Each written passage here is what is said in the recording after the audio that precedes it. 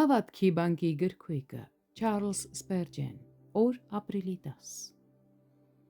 Եվ Եհովան ասեց Մովսեսին. «Քեզ համար մի կիզող օձ շինիր եւ նրան դիր մի ձողի վրա, եւ կլինի ամեն ով որ կծվի, թող նրան մտիկ տա եւ կապրի»։ Թվոց 21-րդ գլուխ 8-րդ խոսք։ Սա ավետարանի փառահեղ պատկերն է։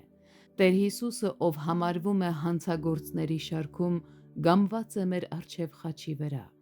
Նրան նայելը կբուժի մեզ մեղքի խայթոցից, ինչպես օձի խայթոցը, այն մեզ անմիջապես կբուժի,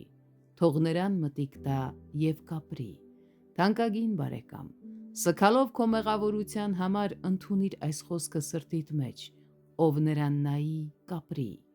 Ամեն ոք, ով նայի, կհամոզվի այս խոսքերի ճշմարտացիության մեջ։ Ես ինքս եմ համոզվել դրանում։ Ես նայեցի Տեր Հիսուսին եւ անմիջապես կենդանացա։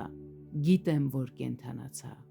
Ով բարեկամ, եթե դու նայես Տեր Հիսուսին, դու նույնպես կկենդանանաս։ Այո, դու այտուցված ես թույնով եւ հույս չես տեսնում, եւ այո, նրանից բացի այլ հույս չկա։ Սա կասկածելի բուժում չէ, քանզի ամեն ով որ կծվի, թող նրան մտիկ տա եւ կապրի։ Բրոնզե օձը չէր կանգնեցվել առողջ մարդկանց համար որպես հետաքրքրասիրության առարկա։ Նրա հատուկ նպատակն էր օգնել նրանց, ովքեր կծվել էին։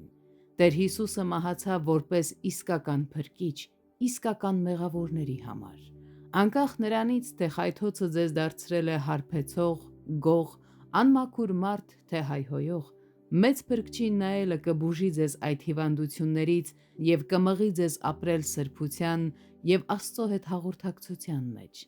Նայիր եւ ապրիր։